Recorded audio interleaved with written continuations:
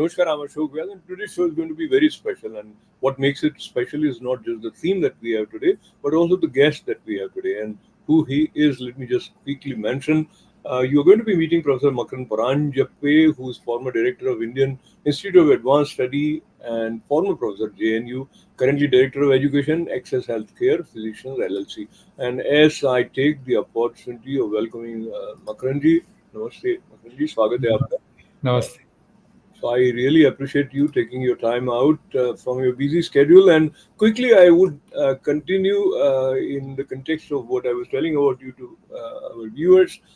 It is impossible to kind of conceive that the person who looks so unassuming, friendly, and easy to sort of mingle has written 50 books and over 200 of your academic papers have been published, and you have been a frequent contributor as a columnist to several newspapers. But let's come to today's topic quickly. This is a cause of concern as far as anybody in the world, and especially if you love India and you are concerned about the stability in that region.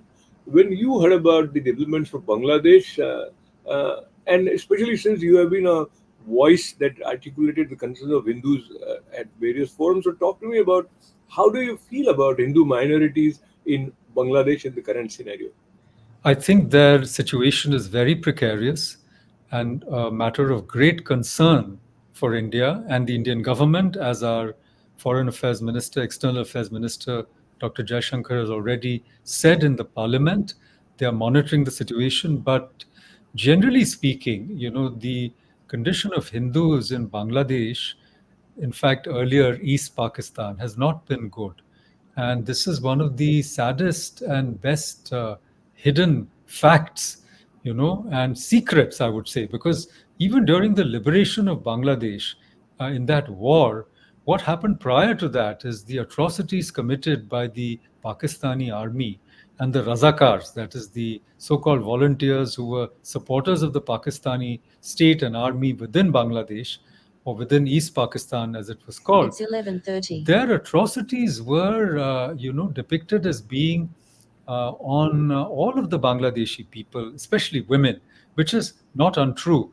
But what people have ignored is the singling out or the focus more on Hindus and Hindu women, Hindu properties. So every time there's a riot, it is the Hindus who get targeted. And let us not forget, once again, our memories sometimes get brief, but that the Muslim League was founded in Dhaka. It was not founded in Lahore in 1906. And Direct Action Day, in which thousands of Hindus were killed, more than 4,000, happened in Kolkata. It did not happen, once again, in Peshawar or Karachi. So the roots of the Hindu hatred and the tendency to grab Hindu properties, to molest Hindu women, destroy temples in that part of the world is very old. Of course, having said this, we must also say that there is and has been a strong intelligentsia within Bangladesh and earlier in East Pakistan who has been against this. There are human rights people, there are so called secularists there. But in the present situation, it seems like the Islamists, especially the Jamaat, and their supporters in the BNP, the principal opposition party, which had boycotted the elections, and certain other, should I say, anarchists and incentivized mercenaries and other such factors, goons. These elements have come to the fore with the toppling. It's a coup. It's a coup. The toppling of Sheikh Hasina, who was, of course, a friend of India, and her father, Sheikh Mujibur Rahman, was also a great friend of India, Bangla Bandhu, and India played a big role in the independence of Bangladesh. And now it's unfortunate that his own statues have been vandalized and toppled. So it's a very precarious condition for Hindus in Bangladesh. And what I'm really deeply afraid of, and I hope it doesn't happen, is a huge exodus, of the kind we saw during the liberation of Bangladesh, with lakhs of people, millions of people tramping across the border to seek refuge in India. That is possible scenario which may unfold in the days to come, sooner than later. And I think, as you mentioned, government of India is also cognizant of this possibility, and I don't know what steps they can take. So I'll take you back to Bangladesh with different sort of a viewpoint. And I talked to some Bangladeshis, as well as I was listening to Mohammed Yunus, Nobel laureate, prize winner, and some of the impressions that I gather is many intelligentsia of Bangladesh, as well as those who are away from Bangladesh, are looking at this as a development which they consider is going to be favorable for Bangladesh. And even if I don't have the exact word, but he says that this is the second liberation of Bangladesh. So here are many threads that sort of come together. So there is a narrative building that happens. There are some real issues that happens, but the final picture that is painted, it is a combination of many things. And allow me to recollect with you. Many of our viewers must have seen the images of Sheikh, the house of the leader, as well as the parliament, and the kind of lawlessness which was celebrated. It doesn't give a good feel to you about the future of the nation. But hopefully things improve very soon. And as you must have read the comment from America, that they have welcomed this change also. So looks like there are many forces coming into play. But I'll bring back to the concerns that we have just talked about. Now, even while it was a functioning, apparently democratic country, there were issues with minorities which nobody could address. And even this Human Rights Commission, people also won't talk that much about Hindus. So now, in this situation, overall, what is it that Hindu activists, as well as Indian government, proactively should be doing so that it can be minimized, the harm that is visibly happening? Yes, I think that the international community, people in the US, Hindu groups here who are much better organized, and already I see action from Kona and from Hindu American Foundation, of course, the RSS in India, HSS, and all other allied organizations, VHP, should obviously create a greater awareness because you'll recall that even during Sheikh Hasina's regime, Hindu temples were vandalized and Yes. ISKCON priest was killed. So ISKCON again is an international organization. They are totally non-violent in their professed ideology. They do not take to arms. The whole Vaishnavite tradition, you're an expert in it, is a very non-violent and loving tradition. But they have members all over the world, and these members can exert pressure. Now, coming back to what you said very rightly about Muhammad Yunus and the narrative building. See, the point is that there may have been excesses in Sheikh Hasina's regime. No one wants to deny that, and it's a lesson in India, in fact, that you can't be too authoritarian, you can't be too apparently despotic, putting everybody in the opposition in jail. You see, democracy means you live and let live. And perhaps this one sided and very long regime, lot of anti incumbency, resulted actually in a popular disgruntlement, popular sense of unrest. But you started with the question of Hindus. So, my whole point is that regardless of who is in charge, the condition of Hindus is precarious. And if you just look at what happened in Pakistan, they've been completely wiped out. They're less than 2%. In Bangladesh, there were, I don't know the exact numbers, but there were supposed to be over 20, 30% at the time of independence in 1947. And now they're less than, people are saying 15%. So what has happened to these Hindus, right? Where are the missing Hindus? You might ask this question. And the simple answer is a lot of them have already come to Bengal. We have friends, we have relatives in Bengal, we talk to them. And every time there's a riot in Bangladesh, and these have happened so many times. I remember there was a riot once when Hazrat Bal is a very important mosque in Srinagar. It's supposed to contain uh, hair, of the Holy Prophet of Islam. And apparently, something happened and that went missing. And there were riots in Bangladesh. And who was targeted? Hindus were targeted, who had nothing to do with it. So it's a matter of land, it's a matter of homes and property, it's also a matter of shops. So people settle scores whenever they get a chance. So the precarity of the Hindus in Bangladesh, is an enduring phenomenon which the current condition is only wrought into an urgent and exacerbated limelight or situation. But it's a constant. And as to the other things happening in Bangladesh, as you said, we've seen the ransacking of Sheikh Hasina's home. It's a shameful thing to watch. This is not democracy. This is not popular uprising. People holding up her clothes, even her undergarments. I think it's a shame. And we saw something similar happening in Sri Lanka. We saw something similar happening in Pakistan. So the civil unrest in the region has resulted or is a part of an orchestrated regime change, but obviously very powerful behind the scenes operators. And we've seen regime changes in Pakistan with the deposition and imprisonment of Imran Khan, in Maldives, in Sri Lanka. We saw it earlier in Nepal, and we've now seen it in Bangladesh. So these are, as you said, precarious times. And I just hope that the army, I'm told, from my understanding, is not interested in assuming power. That is the deal. They will have a transition. So we hope that it doesn't go back to the days of Ziaur Rahman and I think it was Ershad, Muhammad Ershad, those days of military dictatorship. So overall, it's a changed scenario, not just for Bangladesh, but for the whole region, and especially for India. The kind of overlap of interests that we have, and recently, like a month or so ago, when Sheikh Hasina visited India, she participated in the new third term inauguration of Indian government under Prime Minister Narendra Modi.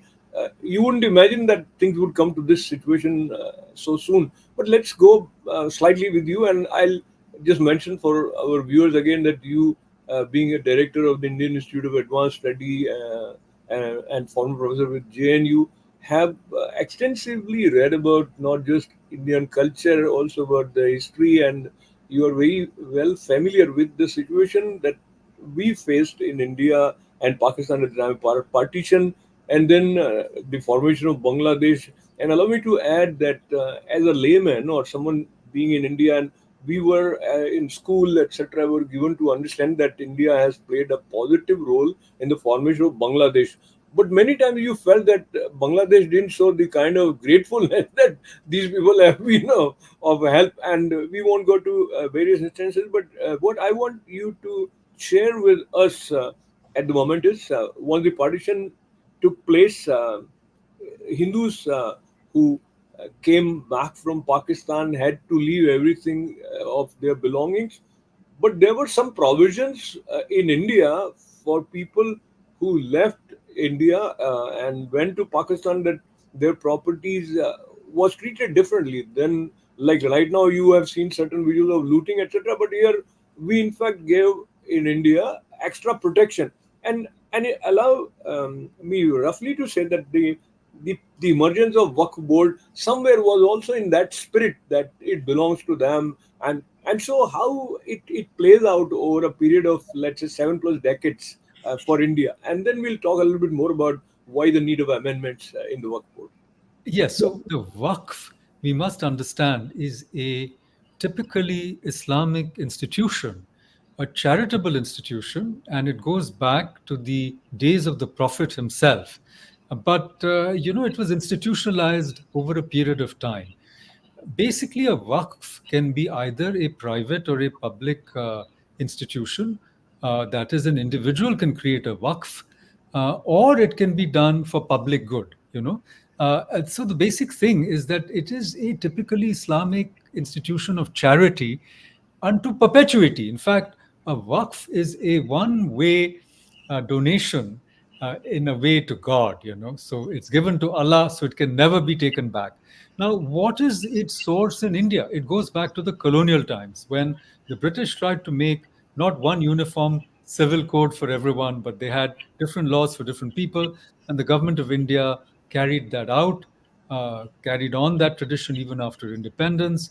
And even though the Hindus got a code bill, thanks to Dr. Ambedkar and, in a way, Nehru, who agreed, but the Muslims never got that, you see. So they continued being governed by their own personal law, and so did the Parsis and to some extent the Christians. Now, you're right, when the refugees from Pakistan came to India, you see, they had very little going for them. But if you were a Muslim, let's say, you could still get, suppose there was a waqf created for orphans or widows, you could still be a beneficiary of that. If you were a Muslim and you went, let's say, from India to Pakistan, you could still benefit from that. If a Hindu came to India from Pakistan, what was the benefit he could get? He lost his property. And of course, there was enemy's property in India. And now we've seen that some of these so called enemy properties have been restored, uh, you know, to the people, including Salman Rushdie's very big house in Solan. So, anyhow, now the Waqf in India became, over a period of time, I mean, originally it was reconstituted in 1952, again by Jawaharlal Nehru, our first prime minister. But over a period of time, it became an instrument of appeasement and also, I must say, very unfortunately, of corruption, because the Waqf board is a constituted board which looks into the transfer of property, and its legality. So the Waqf board, at least technically and in reality, you can go around in Indian cities and find out some of the members have been extremely corrupt. They've been bribed, they've sold Wakf land, which is charitable land, to developers. There are hundreds of such cases. Sometimes they take over even temple land, as has happened in Tamil Nadu recently. So it's a very amorphous organization, and you can claim anything. In fact, one of my friends in a book has shown that half of New Delhi has been claimed by the Waqf. You're sitting on some Waqf land or the other. For example, Qutub Minar can be claimed by the Waqf board. But, all of that, though it's now under archaeological survey. So what has happened is the last more dangerous tilt that took place. There were safeguards, checks and balances throughout this period.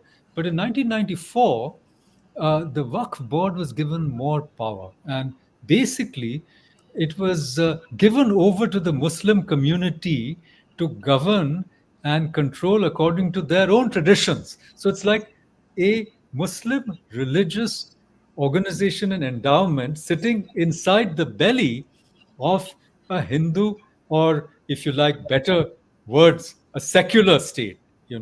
Now, this is an anomaly and it needs to be obviously regularized. And from what I've heard in the reports of the discussions of the cabinet, see, women have been excluded. So there has been a great demand for reform. So I think the government wants to put women on it. They also want to put checks and balances so that when someone claims something to be Waqf property, let's say you have a home and it's sitting next to a dargah or a mosque, tomorrow the dargah may say that, look, this is our property. What do you do? What recourse do you have? So a proper survey, looking at land records and having an oversight. So these reformist, I guess, intentions are a part of I think, the 44 amendments that I heard were going to be proposed, but the parliament has to pass that, and maybe it'll be presented soon in the next few days. So you mentioned about the inclusion of women is one of the reason or the proposed amendment, and also the kind of arbitrary or a sort of autonomous power that is wielded by work board. It would be amended. That is the proposal, and it sounds logical. You are in a democratic country. How can you be above the law in terms of what you claim becomes yours?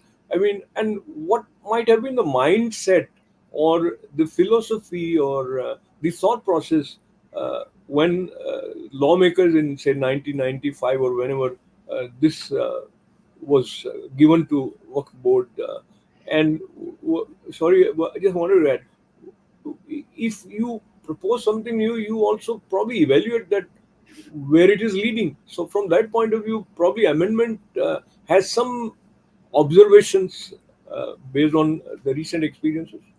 Oh, absolutely. You said it, Vyasbhai. Basically, it's a matter of a quid pro quo. It's a deal. So you see, Muslims constitute a very sizable vote bank in India, and in certain constituencies, they can actually swing the elections.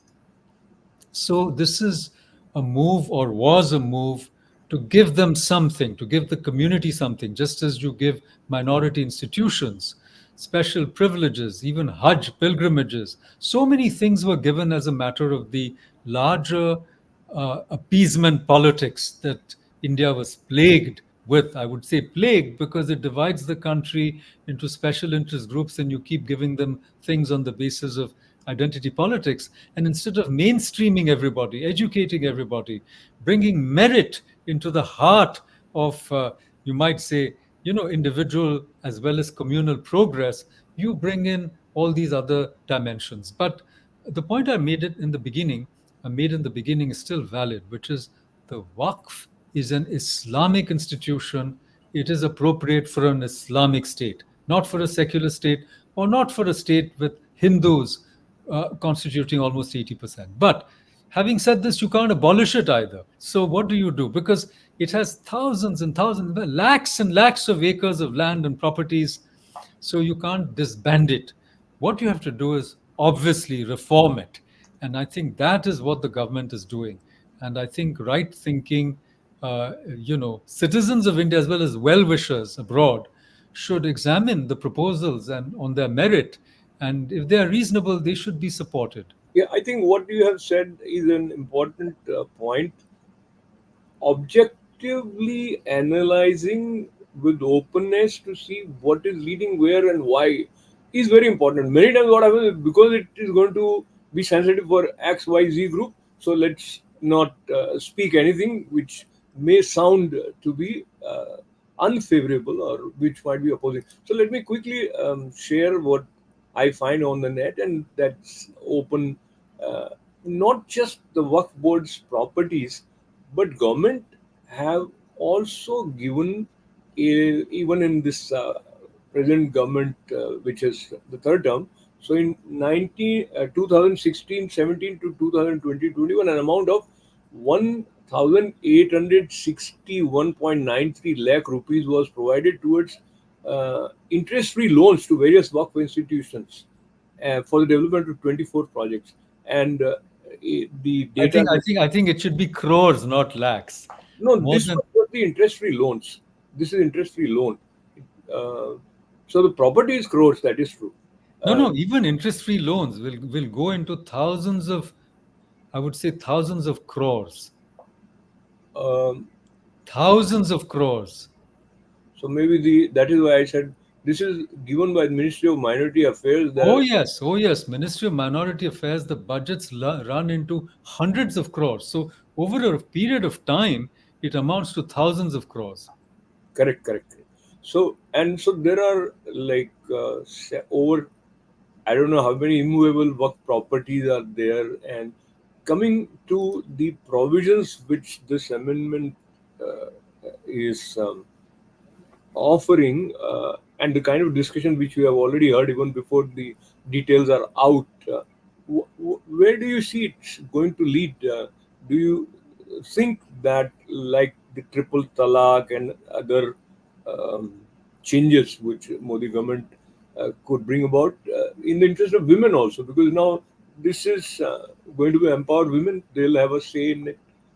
Yes, I think that first of all, it will lead to a political controversy, to put it mildly. There will be groups of people and political parties, All India Majlis-e Ittihadul Muslimin, has already, Waisuddin, no, Owaisi, Asaduddin They Owaisi already ji, started, has yes. already opposed it, Samajwadi Party, others. So this will happen. But you see, if you were a very poor Muslim person, especially a woman, you would possibly welcome some of these reforms because you want to be beneficiaries, you know, of these charitable organizations. So it's going to benefit the poorer sections of the Muslim community, I feel, if it is properly implemented, and they will tacitly support it because there's a lot of people who need help in India, both Hindus and Muslims, and these charitable organizations should reach their targeted beneficiaries. They should not be under the control of the rich and powerful who are misusing, that power for their own gain. The real estate sharks and the politicians, they should be freed from the control of these, should I say, brokers of backwardness. Allow me to use that phrase, and so that the beneficiaries really get it. But it will be a political, I would say, storm, maybe.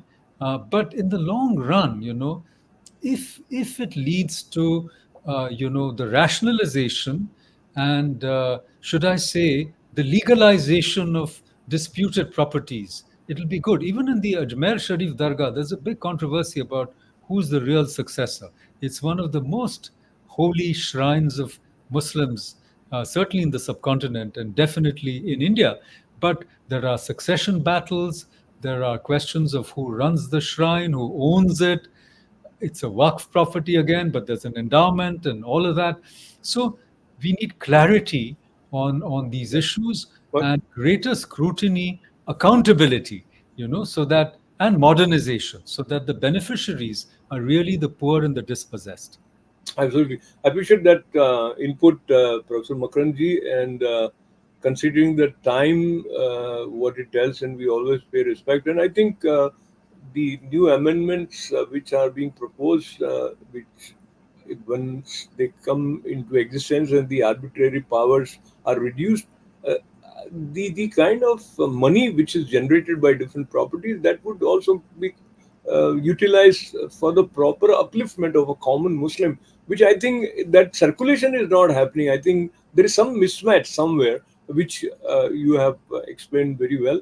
Um, Again, looking at the situation in Bangladesh, and we hope and pray that things move towards a better space sooner than later.